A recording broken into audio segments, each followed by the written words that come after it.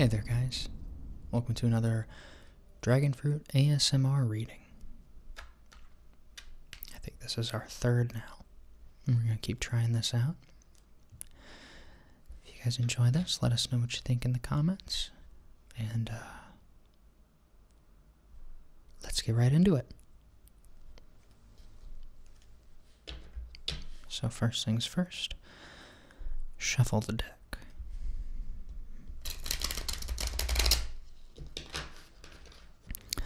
At that point, it's customary to cut the deck.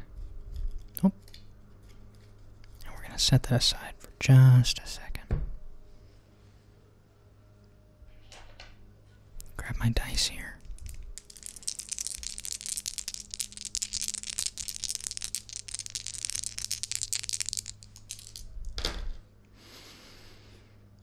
Okay. Fool, Fox, Zodiac. So the Fool and the Fox is going to generate our signifier. The 6 on the Fool die, which will, when this is properly manufactured, be an empty sphere that represents the Fool itself. And the 3 on the Fox die represents the gears. So this is the Fool of Gears, the Lord of Gears. This represents lessons, a person in the process of learning lessons in the sphere of gears. And what do the gears represent? The gears represent direction. They represent path, ambition, goals, career. What are you trying to do with your life? So the Fool of Gears, our signifier for this reading, our protagonist, as it were, is an individual who is going through the process of learning lessons related to path. Perhaps there's a path that they're going down that they're uncertain of. Perhaps things aren't working out the way they hoped. Or else otherwise they're having trouble deciding on a path. There's many ways that these lessons can manifest in our life, but that's our signifier today. And on the Zodiac die, which creates our challenge, this is our conflict. This is the source of abrasion that creates a narrative between the hero and their challenge. We rolled 9. 9 means the Shade. The Shade's core theme is isolation. It elaborates on those themes with the sub-themes of solitude, as in self-imposed isolation, finding a little glade of peace away from everyone. Exile, which is when isolation is imposed on you by somebody external or something else outside of your control. And secrecy, which is when you isolate your truth from those around you. Your true self is isolated even when you are not physically isolated. So that's our challenge. We are the Fool of Gears. Lessons, learning lessons in the House of Path. And our challenge is isolation. If we're having trouble figuring out what our path is, perhaps we need some time alone to think about it. If we're on the wrong path, perhaps it's because we don't feel connected to those around us. Maybe that's preventing us from seeking our higher truth, figuring out what we really want in life. So we'll keep that in mind. And now we'll take these cards that we've already shuffled, and we will deal them one at a time into the houses as follows: earth, water, fire, air.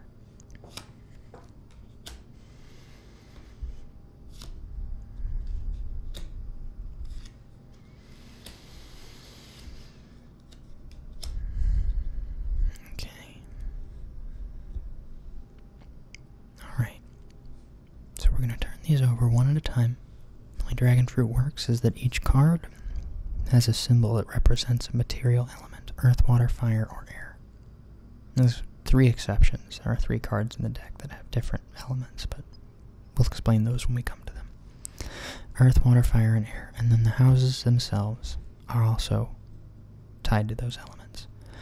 When one of those elements shows up in another element, they influence one another.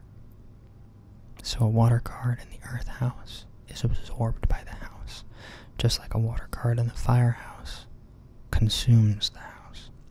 This influences the way that you interpret the card's meaning. So let's see what we've got in the earth house. Hymn 7, primary. The hymns are like our major arcana. They can be said to contain a heavier symbolic meaning, just by their nature. So what does this card mean? Hymn 7, primary. Its core theme is science. That's a little esoteric, isn't it? What do we mean when we say science? We mean knowledge, discipline, control. Scientists, certainly in the most ancient understanding of that word, were the people who went out into the natural world, observed things, and then learned how they worked from those observations. A scientist is somebody who has knowledge, has an understanding of how things in the world are meant to work, and has the discipline to use it to control outcomes. Primary. So this card represents science of some sort. Now, as a hymn, it doesn't apply that to any specific sphere of experience. This is science in a broader sense, more applicable to more things. But it is an air card, as indicated by the octahedron, the green symbol in the background of this card art.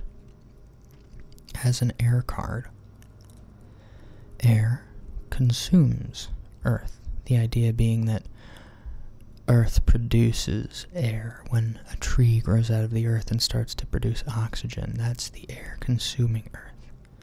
It can also erode Earth. Air has a dominant force over Earth. Now, as a result, Hymn 7 primary here is being made stronger by its presence in the past. This Earth sphere. The Earth sphere represents the past. It represents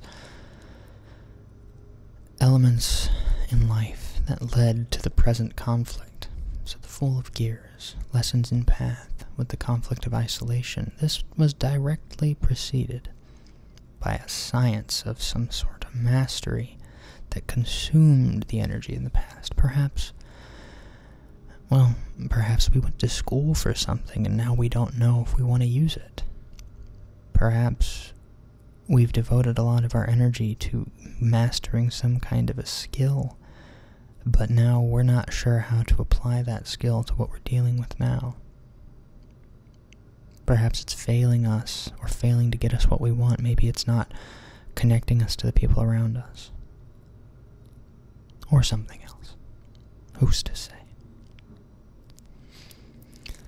Once we turn over the first card, the past card, decipher it, muse on it, think about it for a minute, we'll move forward into the subconscious sphere. The sphere of subconscious is tied to water, and it has to do with things like our dreams, our fears, our impulses, our urges. It has to do with romantic desire, sexuality, things that are generally kept locked away in our subconscious. Let's turn this over. Let's see what we've got. Interesting. The 7 of Claws takes its meaning from primary, which we've already turned over.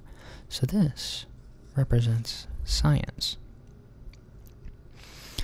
However, as a claw, as one of the lower cards, it takes that theme of science and applies it to a specific sphere of experience. Claws are tied to Earth. Earth is tied to Source, and Source represents foundation, health, money, needs. Things that we need to have in place, the base of our Maslow's hierarchy. Things that are priorities to having a healthy life. You need your health. You need resources. There are things that you need to survive that are even lower or on the order than psychological well-being. So this represents a science of source. Knowledge, discipline, and control related to health, money, and needs. And it's manifesting in our unconscious, our subconscious in the present. Now, what happens when this Earth card appears in the water sphere? Well, Earth is like a sponge for water. It soaks that emotional energy up and it becomes so much heavier, weighted, as a result. So one way to interpret this is that our feelings, our urges, our fears, everything is tied up in making sure that we have control over our health, money, and needs. Perhaps carrying on the narrative I started to build earlier, maybe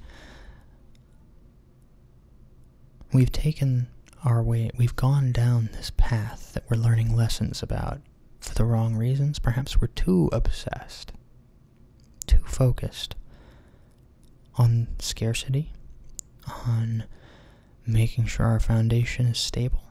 Maybe it's good to be obsessed about that. Maybe it's not.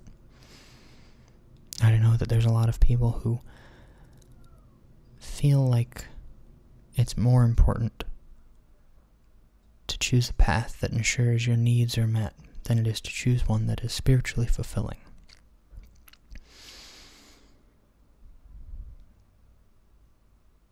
I personally think that's a false dichotomy.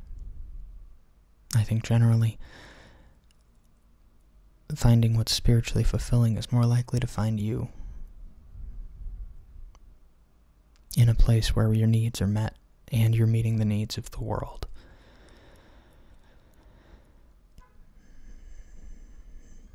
Because chances are, if you're in conflict about what you're doing, if it takes a high degree of effort, there might be somewhere that your energy could be more efficiently used because you're not fighting yourself to use it. Maybe there's something that you don't believe is possible for you, and that's the only thing that holds you back. Of course, you can interpret this in a wildly different way. This could be a mastery, a knowledge, discipline, control related to your source that it absorbs your emotional energy in a more positive light. Perhaps you find your feelings, you find your desires exist within this desire for stability for yourself and others, and maybe the path you're on is in conflict with that. Perhaps what you're pursuing might seem like your heart's desire, but maybe it really isn't.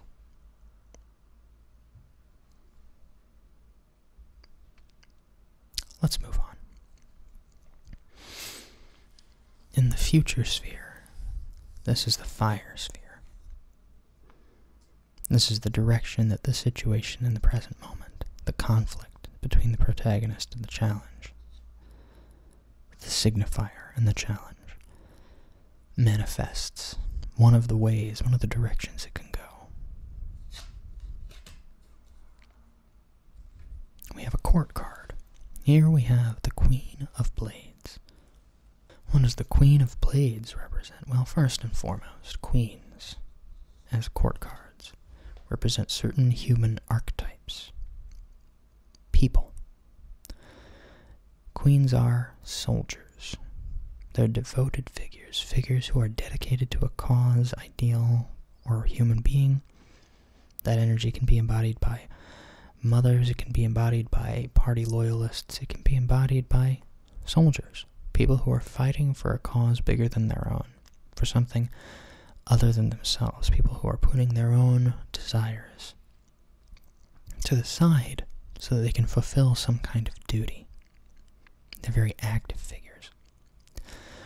The Queen of Blades in particular is devoted to the qualities of air, which govern the house of vibe, which has to do with connection. There's two kinds of connection that are implied there. There's mental connections, logic, the way you perceive reality, the way you think about the world your worldview, and also social connection, tribe, the people you surround yourself with. Often, you'll find that the people you surround yourself with and the way you think about the world influence one another. So this is a queen of vibe, devoted to vibe, perhaps a mental ideal, perhaps devoted to truth, or the path you're on, or the path you're on is somehow related to self-mastery. Maybe there's a mental understanding, a deepening of wisdom you're seeking. Perhaps this is a devotion to family, right? Now, this isn't necessarily a person you'll meet. This could be a person that you come to embody. But when this queen shows up in the future as an air card, the queen's energy is actually consumed by the sphere. Fire consumes air. So the energy of this archetype, this devotion, is absorbed by the direction you're going in. Now, how do you interpret that? Well, the first one that comes to mind is that perhaps the path you're on is going to absorb some of the energy you have to be devoted to things you really care about, to other people. Maybe this isolation is going to continue. Now, this could also be a figure who is devoted to the path you're on, who gives their energy freely. Maybe this is a person that you're with, that you meet, who is giving of their own energy to help facilitate your continuation on this path. Maybe they're devoted to you. Maybe you should be mindful of them. Do you owe them anything? Are you there for them? Are you aware of what they're doing for you? And does that factor into your arithmetic on whether or not you want to continue the path you're on?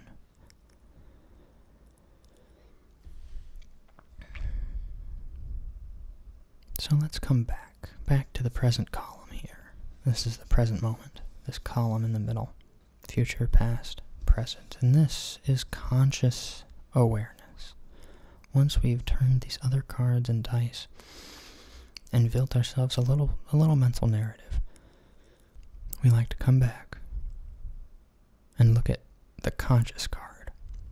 Give us a sort of reflection on what we've seen, what we've thought about, and give us another filter to put that through.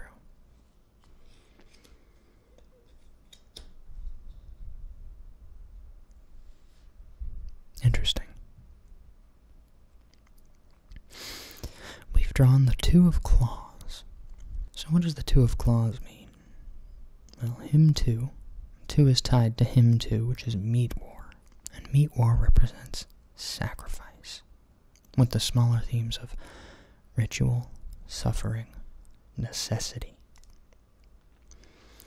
Now, as an earth card in the air sphere, once again, air consumes earth. So this card is almost like a battery that plugs into and empowers this sphere. It adds energy to our conscious thought. Sacrifice, and sacrifice specifically related to source. And this is interesting. There's an interesting dichotomy here where we have source in our subconscious, the science of source. And then up here in our conscious thought, we have sacrifice of source.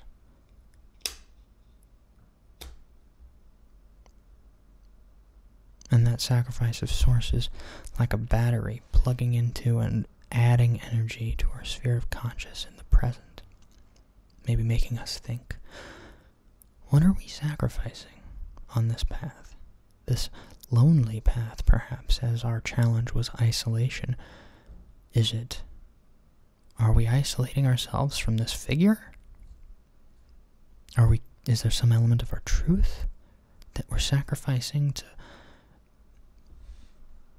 work towards this? Whatever the goal, the thing about twos is that sacrifice is not just giving something up. It's payment. Right?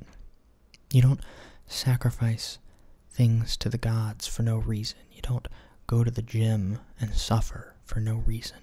You're investing. You're saying, I will sacrifice this thing so that I can have this thing. So what does this card mean to you? When I say sacrifice of source, is there something in your foundation, health, money, or needs that you are giving up to pursue your path? Or is there something else you're giving up, maybe your path, so that you can focus on your source?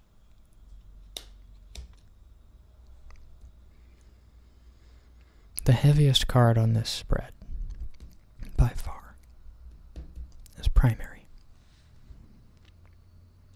Directly leading to the Lord of Gears, the challenge of isolation, directly preceding it is science.